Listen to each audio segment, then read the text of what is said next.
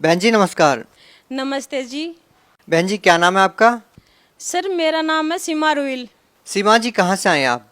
Sikar district Rajasthan से आए हूँ। अच्छा, एक बात जानना चाहेंगे आपसे कि संत रामपाल जी महाराज जी से आपने नाम दीक्षा कब ली? सर मैं 2014 में 23 फरवरी को नाम लिया था।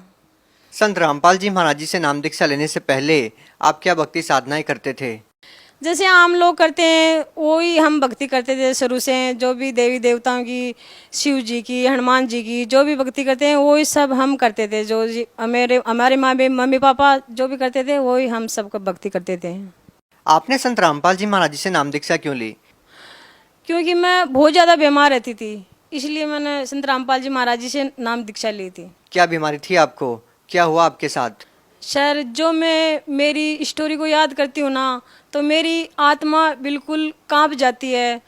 आपको मैं बताना चाहूँगी कि मैं इतनी ज़्यादा प्रॉब्लम थी मेरे, इतनी ज़्यादा मैंने लाखों रुपए करोड़ों रुपए मैंने बर्बाद किए मेरी इसी प्रॉब्लम पे, फिर भी मेरे कोई आराम नहीं मिला।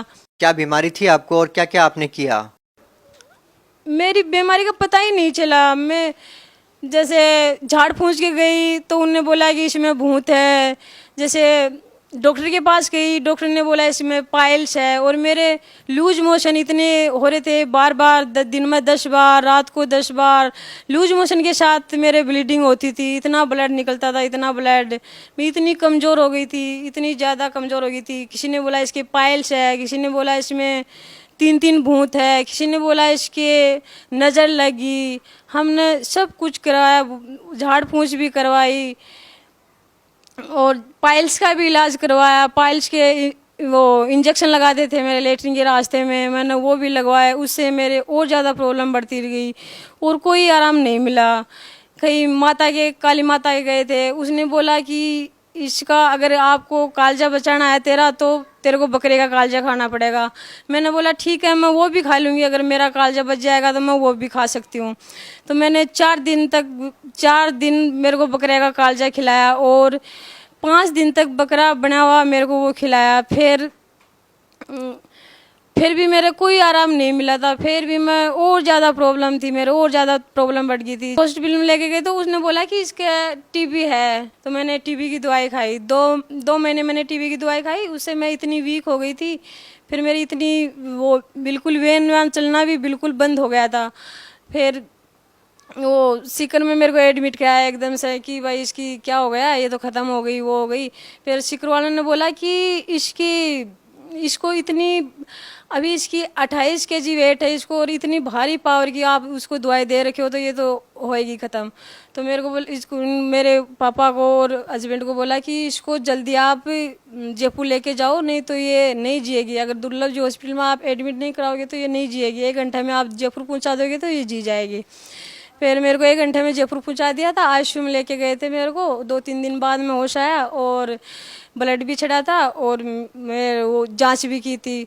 उस टाइम में वो जांच की थी, उस टाइम में पता चला कि इसके आंत में स्वेलिंग है और वो छाले हैं। तो मेरे को 18 दिन एडमिट किया था। 18 दिन में हमने 1 लाख रुपए वहाँ दुर्लभ जी हॉस्पिटल में बैंक में जमा होते हैं, तो 1 लाख रुपए दुर्लभ जी हॉस्पिटल में बैंक में जमा कराए हमने। 18 दिन बाद में फिर हम घर आए थे छुट्टी लेके। तो रास्ते में एक झाड़ फूस वाला फिर मिल गया कि इसको क्या प्रॉब्लम है। उन्होंने तो बताया मेरे हस्बैंड ने कि भाई इसके ये प्रॉब्लम है। तो वो बोला कि मैं इसको बिल्कुल ठीक कर दूंगा, ये 3 दिन में एकदम से अपना सर उठा के अपने आप चलने लग जाएगी। आपके हस्बैंड क्या करते हैं? मेरा हस्बैंड है आर्मी में। हाँ आर्मी में, वो आर्मी ड्यूटी करते हैं सर। आपको रास्ते में झाड़ फूक वाला मिलता है, जब आप हॉस्पिटल में इलाज करा ही रहे थे तो फिर आपने झाड़ फूक वालों से इलाज क्यों करवाया? वो बोला कि मैं गारंटी लेता हूँ इसको 3 दिन में, ये जैसे मैं उठती नहीं थी, मेरे से सर भी नहीं उठाया जाता था। तो वो बोला कि उसी टाइम उसने एक पानी में कुछ मंत्र के दिया था, मेरे को पानी पिलाया था। उसी टाइम मैंने ऐसे नाड़ी हिलाना ये सब कुछ करने लगी थी। तो मेरे हस्बैंड को भी विश्वास हो गया कि हाँ ये ठीक कर देगा। क्या तांत्रिक ने आपको ठीक कर दिया? नहीं, वो 1 महीना मेरे को 1 महीना एकदम ठीक सी रही थी मैं, कोई प्रॉब्लम नहीं। तो 1 महीने के बाद में वही प्रॉब्लम, फिर लूज मोशन, लेटरिन जाना, ब्लीडिंग। तो हमने 1 लाख रुपए दे के वो दवाई तो फेंक दी थी और फिर हम उस हॉस्पिटल में गए नहीं। और वो बोला कि इसका जो भी भूत थे हमने वो निकाल दिए और जो भी इसकी तो फिर आपने अपना इलाज किसी बड़े हॉस्पिटल में क्यों नहीं करवाया? वो सर पहले हस्बैंड बोल रहे थे कि वो थे ना आर्मी में थे तो थोड़े बहुत पीछे भी थे, तो बोले कि यहीं सिविल में अच्छा इलाज होगा, यहीं करवा लेते हैं। तो फिर लास्ट में किसी ने बताया, उसके साथ के जो आर्मी में ड्यूटी करते हैं उनके साथ वाले थे, उन्होंने बोला कि यार तो आप यहाँ पे क्यों वो लूट रहे हो, आप दिल्ली जाओ, RR हॉस्पिटल दिल्ली में जाओ, वहाँ आपका अच्छे से इलाज होगा और वहाँ से दवाई लो आप। R&R हॉस्पिटल में हम पहुँचे थे 2010 में 1 जनवरी को। तो वहाँ आते ही वो जांच भी नहीं की थी मेरे को, ऐसे कंडीशन देख के, और डॉक्टर ने बोला कि बेटा आप बहुत लेट हो गए हो, आपको ज़िंदगी भर ये दवाई खानी पड़ेगी और आपका ऐसे चलता रहेगा। फिर भी उन्होंने कोशिश की, मेरी इंडोस्कोपी कुलोनोस्कोपी वगैरह की, अभी इंडोस्कोपी की वो कुलोनोस्कोपी की मैं रिपोर्ट भी लेके आई हूँ। और उससे उन्होंने बोला कि वो जब जांच की थी, अंदर पेट में पाइप डाल के जांच की थी, तो उसमें पता चल गया कि उसकी, मेरे को बताया कि पूरी आपकी आंत खराब हो चुकी है, आपका इस कोई इलाज नहीं है, आपको ज़िंदगी भर दवाई खाना पड़ेगा, ऐसे चलता रहेगा, कभी ब्लीडिंग ज़्यादा कभी कम, ऐसे ब्लीडिंग है। तो फिर मेरे को दवाई देना शुरू कर दिया था, फिर भी मेरे को थोड़ा बहुत आराम था।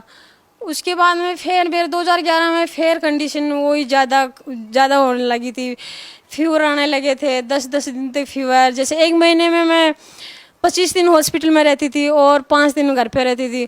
और फिर मेरे को डॉक्टर ने बोला कि इसको इंजेक्शन लगाएंगे, 1-1 लाख के इंजेक्शन लगाते थे मेरे, और 2011 और 12 में मेरे को 19 इंजेक्शन लगाए थे, 1-1 लाख के एक इंजेक्शन लगता था मेरा। और ब्लड जैसे 6 पॉइंट ब्लड हो गया, फिर ब्लड चढ़ाना, ब्लड भी मेरा O नेगेटिव है, 21 यूनिट मेरा ब्लड चढ़ गया था 2014 से पहले। और फिर उनसे भी कोई आराम नहीं था, तो फिर डॉक्टरों ने बोला कि इसके आराम नहीं मिल रहा, ऑल इंडिया की टीम बुलाई, 35 डॉक्टर आए थे देखने के लिए।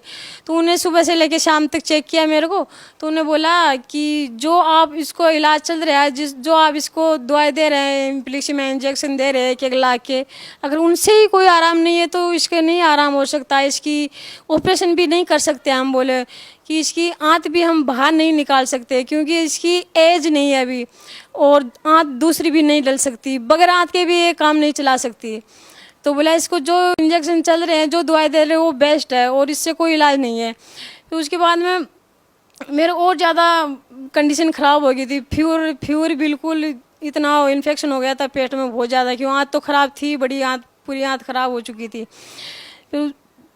फिर बार बार एडमिट रह के मैं इतना सीख गई थी कि मैं खुद दूसरों के इंजेक्शन लगा दिया करती, वहाँ पे लेट महीने में 20-25 दिन एडमिट रहना। और फिर 2013 में टेजीसाइक्लिन इंजेक्शन लगाते थे मेरे 10-10 हज़ार के, वो भी उल्टा असर करने, 1 लाख का लगाते, वो 20 दिन आराम रहता, उसके बाद में फिर वही दिक्कत है, मेरे इतनी ज़्यादा दिक्कत हो गई थी, बहुत ज़्यादा। फिर 2013 में वो बताया था मेरे हस्बैंड को कि भाई ये हमने जो भी इलाज करना है वो कर दिया, हमने जो भी इसका इलाज कर रहे हैं, दवाई दे रहे हैं, एंटीबायोटिक दे रहे हैं, वो सब उसका उल्टा असर कर रही है। तो इसलिए आपको जहाँ भी इसको ले जाना है, जहाँ भी आपकी संतुष्टि है वहाँ ले जा सकते हैं। हमने जो भी इलाज करना है इसका कर दिया, ये बचेगी नहीं, इसकी कभी भी आंत फट सकती है, कभी भी ये मर सकती है, आप जहाँ भी इसको ले जाना चाहो ले जा सकते हो। हमने जो भी इसका इलाज करना है कर लिया। बहन जी, आपको ऑल इंडिया के टॉप मोस्ट 35 डॉक्टर आपको देख चुके थे और उन्होंने भी आपके पति को जवाब दे दिया था कि अब इनका जो इलाज था हमने इस लेवल तक कर दिया है कि अब आगे इनके लिए कोई भी चारा नहीं बचता है और आगे इनके लिए इलाज अब कोई भी नहीं है। फिर इसके बाद आपने क्या किया और फिर आप संत रामपाल जी महाराज जी के शरण में कैसे पहुँचे? जी मैं एडमिट थी तो मेरे हस्बैंड को बता दिया था डॉक्टर ने कि भाई ये ख़त्म होगी। तो अगर जिस इंसान को ऐसे बता दे कि भाई तेरी वाइफ ख़त्म होगी तो उसको तो आपको पता ही है कैसा वो महसूस होगा। तो वो ऐसे दवाई लेने, उसी हॉस्पिटल में दवाई मिलती है तो शायद हम दवाई लेने गए थे, तो उन्हें वहाँ कोई उस आर्मी का ही था भगत, तो उसने बोला कि आप दुखी से दिख रहे हो मेरे को। तो बोले, मेरे हस्बैंड बोले कि हाँ यार मैं दुखी हूँ, मेरी ऐसे ऐसे वाइफ की ऐसी प्रॉब्लम है और डॉक्टर ने ऐसे बता दिया, जवाब दे दिया, मैं क्या करूँ, अभी जितनी मेरे को सेवा करनी है मैं तो करूँगा, अभी मैं तो बचा नहीं सकता, नए डॉक्टर बचा सकते हैं, हमारे कोई बस की बात नहीं है वो लोग इसको बचाना। तो वो बोला कि यार एक बार मेरे कहने से आप जहाँ बोले हो वहाँ जाना, बरवाड़ा आश्रम में जाना, और आप साधना चैनल पे 7:30 से 8:30 तक प्रोग्राम आता है, वो देखना आप। किसका प्रोग्राम आता था? संत रामपाल जी महाराज का बोले प्रोग्राम आता है, और वो 7:30 से 8:30 तक प्रोग्राम आता है, तो वो देखना आप। और एक बार मेरे कहने से वहाँ जाना। तो ये बोले कि यार मैं इनके चक्रों में बहुत गिर लिया, फिर लिया, हमने सब जगह वो गए, देवी देवताओं के हम सब चक्कर काट लिए, भगवान तो बोले है ही नहीं। तो बोले ठीक है तेरे कहने से मैं चला जाऊँगा, अगर ठीक है बच जाएगी तो। फिर हमने सत्संग सुना, थोड़ा बहुत ज्ञान समझ में आया, और बोला कि मेरा तो ऐसे है कि चलो हम चलते हैं बरवाड़ा आश्रम में। फिर मेरे को गाड़ी में लेके बरवाड़ा आश्रम में लेके गए। तो आश्रम में जाते ही बोला कि भाई आपको ये नाम दिया जाएगा, ये नियम है, जो भी नियम है।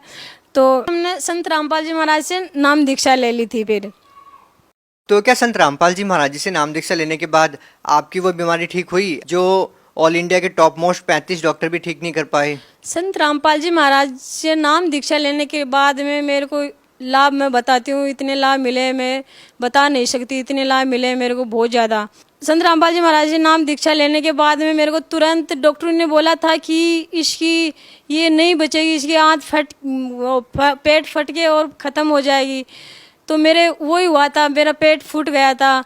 मैं आपको दिखाती हूँ, मेरा यहाँ से डॉक्टर बोल रहे थे कि इसका ऑपरेशन नहीं हो सकता, नहीं इसका अभी एज नहीं है। मेरा 28 kg वेट था, और 28 kg वेट से मेरा 54 kg वेट हो गया। आप ही अंदाज़ा लगा सकते हो कि इसका कितना आराम मिला है, कितना नहीं मिला है। उसके बाद में मेरा ऑपरेशन किया, और 8 घंटा मेरा ऑपरेशन चला। तो डॉक्टर ने, वही डॉक्टर बोल रहे थे कि इसकी पूरी आंत खराब हो चुकी है, कभी भी ख़त्म हो सकती है। और वही डॉक्टर ऑपरेशन करके लेके आए थे। तो वो डॉक्टर बोल रहे थे कि डॉक्टर खुद आप देख के मेरे को हैरान हो गए कि इतना बड़ा चमत्कार कैसे हो गया, इसकी तो पूरी आंत खराब हो चुकी थी, ये कैसे हो सकता है, इसकी पूरी आंत अंदर, बिल्कुल 16 साल की बच्ची की आंत कैसे हो सकती है, ये तो एक चमत्कार ही है। सर सबसे बड़ी हैरानी की तो ये बात है कि मेरी पूरी आंतें खराब, और उसके साथ में मेरे प्रेगनेंसी, और वो भी बेटी, और एकदम स्वस्थ है। ये जो आपके हाथ में रिपोर्ट है, ये कहाँ की रिपोर्ट है? पहले आप अपनी रिपोर्ट दिखाइए। जी, R&R हॉस्पिटल की रिपोर्ट है, और ये 2010 और 12 की वो है जो मेरी कोलोनोस्कोपी की थी, कि डॉक्टर ने बताया था कि इसकी पूरी आंतें खराब हो चुकी है। वो रिपोर्ट मैं लेके आई हूँ। हमारे कैमरे में दिखाएं।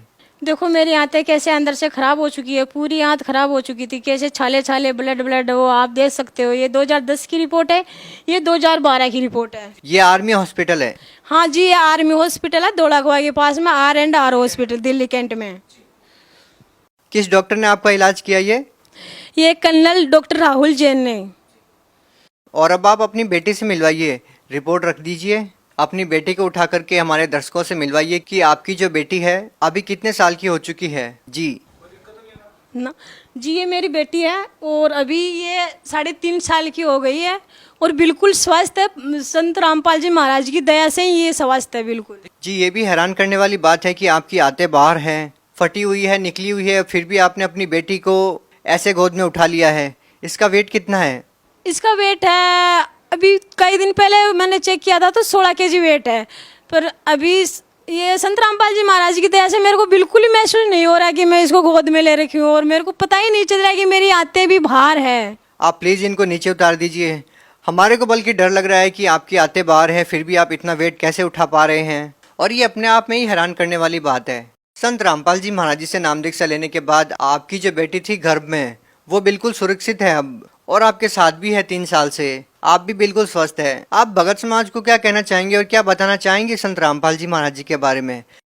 भगत समाज को मैं यही बताना चाहूँगी कि संदेश देने लायक तो नहीं हूँ, मैं हाथ जोड़ के प्रार्थना करती हूँ कि जो भी मेरे भाई बहन सुन रहे हैं, संत रामपाल जी महाराज का सत्संग सुन रहे हैं, जो भी बुक दे रहे हैं, वो सब अपना मनुष्य जन्म दुर्लभ है, मिले न बारंबार, तरवर से पत्ता टूट गिरे भव न लगता दार। क्यों मनुष्य जन्म 84 लाख योनियों में एक बार मिलता है, तो वो भक्ति करने के लिए मिलता है। ये नहीं कि वो अपना बस बच्चा करा, अपना पालन पोषण किया और गंवा दिया, बस हमारा तो हो गया काम। ये तो पशु पक्षी भी करते हैं, सब गाय भैंस, ये तो सब वही भी करते हैं कि अपने बच्चों का लालन पोषण करना है। देखिए, आपकी बेटी और आप दोनों ही मौत के मुंह से निकले हैं और आपका कहना है कि संत रामपाल जी महाराज जी की दया से ये सब हुआ है, लेकिन वो संत आज जेल में है। क्या कहना चाहेंगे इस बारे में आप?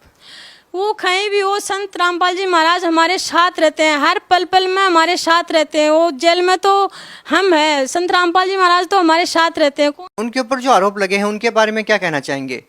वो सब झूठे आरोप लगाए गए हैं।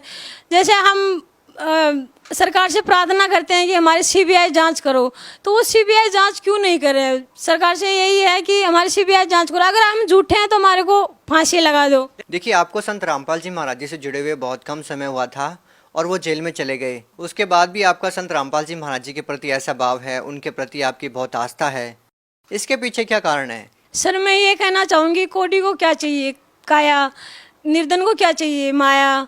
और जो आर्थिक रूप से जो भी परेशानी है, जो भी शारीरिक रूप से परेशानी है, वो सब संत रामपाल जी महाराज के पास पूरा इलाज है इनके बारे में। जो आपके पति है वो पहले मानते नहीं थे, वो आस्तिक नहीं थे, एक तरह से वो नास्तिक हो चुके थे, वो मानते नहीं थे कि भगवान है, वो कहते थे कि भगवान नाम की कोई चीज़ ही नहीं है। आज वो क्या मानते हैं जब आप पूर्ण रूप से स्वस्थ हो चुके हैं? वो अभी मेरे से भी ज़्यादा विश्वास है उनको कि ये भगवान है, भगवान है, हर जगह भगवान है, कि मेरे साथ भी भगवान रहते हैं। संत रामपाल जी महाराज एनी टाइम मेरे साथ रहते हैं और वो मेरे से भी ज़्यादा विश्वास है उनका। और क्या कहना चाहेंगे संत रामपाल जी महाराज जी के बारे में? सर, मैं तो सबसे यही प्रार्थना करना चाहती हूँ कि संत रामपाल जी महाराज आए हुए हैं, उनसे नाम दीक्षा ले और अपना कल्याण कराएं। जी धन्यवाद। जी सत साहेब।